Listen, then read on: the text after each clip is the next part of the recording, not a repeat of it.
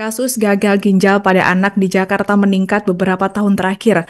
Ketua Yayasan Ginjal Anak Indonesia, Agustia Sumaryati, mengatakan dari total 60 anak penderita gagal ginjal yang ditangani pihaknya, tercatat 20 anak berasal dari DKI Jakarta. Agustia mengatakan mayoritas dari anak-anak tersebut kini menjalani cuci darah secara rutin 2 kali seminggu, termasuk anak-anak di usia sekolah dasar.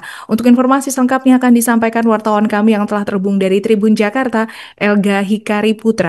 Rekan Elga, silakan laporan Anda.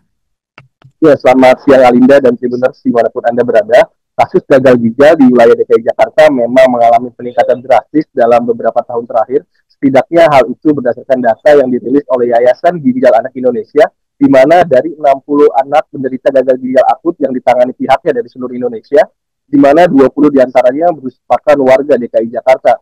Menurut data dari Yayasan Ginjal Anak Indonesia, selain peningkatan drastis dalam beberapa tahun terakhir, juga adanya perbedaan atau perubahan penyebab begitu dari anak-anak ini mengalami gagal ginjal, di mana jika mengacu dalam beberapa atau puluhan tahun terakhir, biasanya anak-anak yang menderita gagal ginjal ini karena adanya kelainan genetik begitu dari lahir. Namun dalam beberapa tahun terakhir, menurut data dari Yayasan Ginjal, penyebab anak-anak menderita gagal ginjal akut ini karena pola hidup yang tidak sehat yang dilakukannya, di mana mayoritasnya karena mereka mengkonsumsi begitu minuman manis kemasan secara berlebihan. Hal itu sebagaimana penuturan dari para orang tua ini kepada Yayasan Ginjal Anak Indonesia yang turut mendampingi mereka selama masa perawatan dan juga cuci darah. Diketahui karena itu maka Yayasan Ginjal Anak Indonesia mendukung penuh begitu langkah yang tengah diupayakan oleh koalisi masyarakat sipil agar pemerintah segera menerapkan cukai terhadap minuman manis dalam kemasan agar tidak ada lagi anak-anak yang menderita gagal ginjal akut, terutama karena memang dampaknya ini harus dilakukan cuci darah seumur hidup.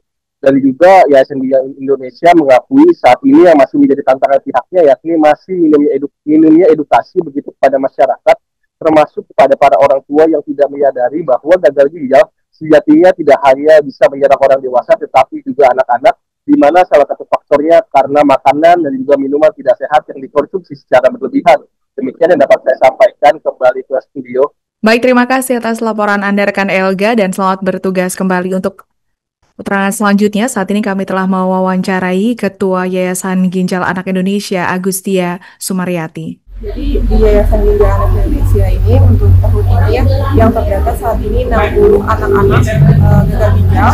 Untuk data rinciannya 20 di DKI Jakarta, 30 di Jawa Barat, selebihnya ada di Banten. Ada juga satu di Jambi, satu di Sumatera Selatan. Seperti itu. Jadi tersebar di seluruh wilayah Indonesia. Untuk penyebabnya mungkin apa sih? Apakah turunan atau karena ada faktor-faktor lain? Oke, kalau di awal-awal kita kan berdiri dari tahun 2016 ya. Untuk penyebab di awal-awal itu berdasarkan penjelasan dari orang tuanya, ada yang memang kelainan dari sejak kecil, kelainan bawaan sejak bayi seperti itu. Namun kasus yang baru-baru ini terjadi kebanyakan karena minum. Download Tribun X sekarang, menghadirkan lokal menjadi Indonesia.